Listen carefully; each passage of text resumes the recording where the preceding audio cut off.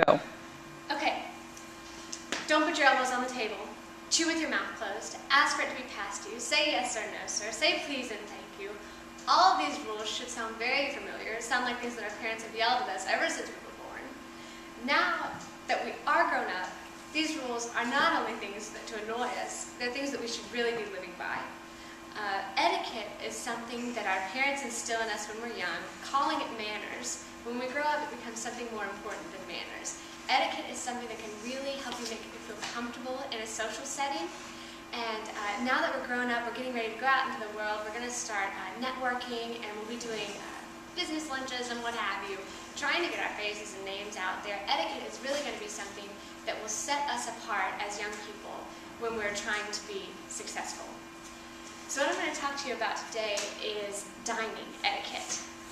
When I was in middle school, I took etiquette classes that mostly focused on ballroom dancing etiquette, but it also helped me with social etiquette as well.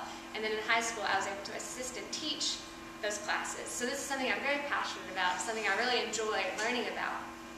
Critics have said that etiquette is just a set of nitpicky rules that is an attempt to develop a class system, and saying that these rules really have no rhyme or reason to them. They're just something that we can differentiate upper and lower classes with.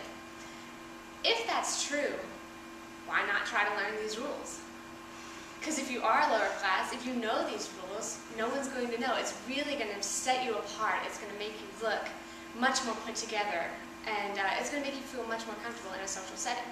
So, with our dining etiquette, which is probably something that you're going to encounter most often in a social setting that's going to require etiquette of you, I have an example. We're going to work with the bottom diagram there. That's for your formal place setting. And one of the basic rules that you need to know that will keep this simple if you can't remember all the details is start on the outside and work your way in. With any place setting, you want to start with the things that are farthest out. Your salad fork is your farthest outside fork. Then on the inside is your entree fork. And those always go on your left, which is the opposite of what one would normally think. You think since the majority of the population is right-handed, you use your fork the most, it would go on the right. No.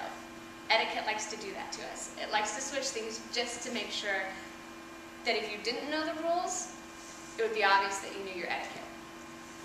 And so on the left side, you start with your soup spoon, and then in the middle is your teaspoon, and on the furthest inside is your knife. And your knife goes with the blade facing towards the plate.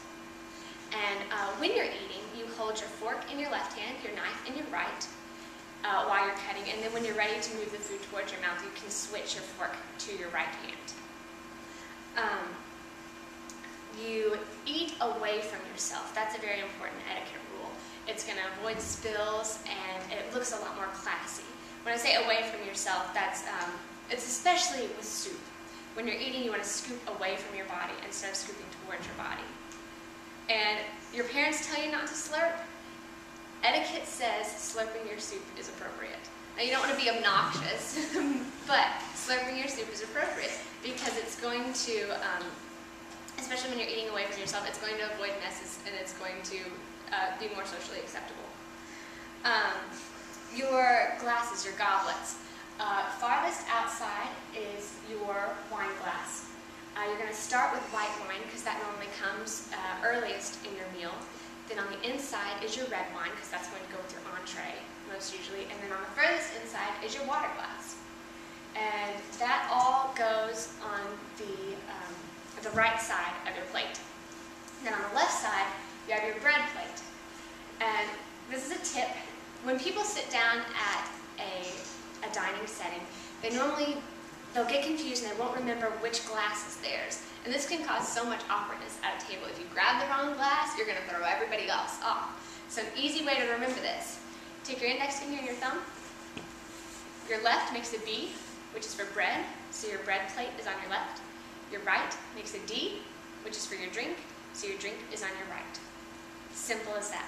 It'll help you so much in life. So when you sit down at your first formal dinner and you're sitting there going like this, studying, trying to remember, and your host asks you what the heck you're doing, say, don't worry about it. Practicing my etiquette. No deal. Something that you need to know with your bread plate. This is I'm a nerd, but this is my pet peeve. When you use your bread plate, of course we've established it goes on the left. When you're serving yourself bread, you get one roll or one piece of bread, you put it on your plate. You get the butter, you put the butter on your plate, and then you butter your bread one piece at a time. That's something people who know their etiquette are really going to notice this in a social setting. Because the norm is to take it, butter your entire piece of bread, pass it on. It's more socially acceptable to butter it one piece at a time. Soup bowl is going to go on top of your plate, because normally that will come first. Underneath of your soup bowl is going to be your salad plate, and underneath of that is going to be your entree plate. Napkin is going to normally be set on top of your plate setting. When you sit down, you can place the napkin in your lap, and then when you're finished, fold the napkin, place it to the left of your plate, and that's how your waiter will know that you're finished. When you're using your utensils, you never want to place them back onto the table. You always want to place them back onto the plate that you're eating on. And you can put them anywhere, like if you're not using them, but once you're finished, you want your eating utensil to face at 3 o'clock on your plate. That's how your waiter or your server is going to know that you're finished. Let's see if I'm missing anything. Oh, your dessert fork is going to go above your plate. That's one that you don't eat from the outside in. That's one that's going to come at the very end. It's going to be above. As well as your dessert spoon. If you need one of those, that's going to be above. One of the biggest rules, if you take anything away from what I'm saying, because I know a lot of this is, it's a lot of information, a lot of nitpicky rules, but the biggest thing that's going to help you is to follow your host. Whoever is hosting your occasion, if you follow their social cues, normally, if you're wrong, it won't matter, because you're doing what's acceptable to your host, and they normally set the standard. You never want to start eating or sitting down before your host does, and if your host doesn't follow etiquette rules, normally it's acceptable, you don't have to follow them either. A big one, when you're sitting down in a social setting, girls always sit to the right of their men. When girls are being escorted in, you're on the right, and an easy way to remember this is it makes it really awkward for shaking hands. Because a guy is going to be shaking hands in a social setting, which means he's going to have to take you off his arm to go shake somebody's hand. So that's a way to remember that. Last tip I'm going to give you. This has nothing to do with dining etiquette. This is just a fun tidbit that I notice when I'm walking down the street.